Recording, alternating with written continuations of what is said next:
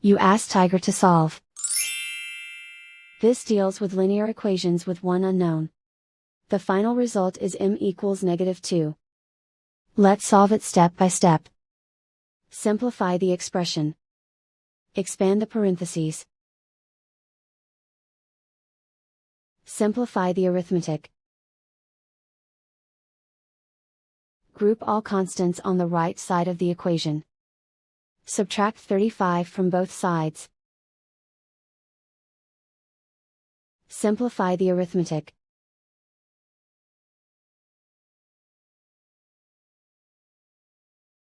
Isolate the m.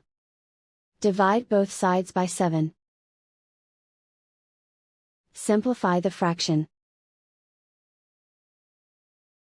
Find the greatest common factor of the numerator and denominator. Factor out and cancel the greatest common factor. And so the final result is m equals -2.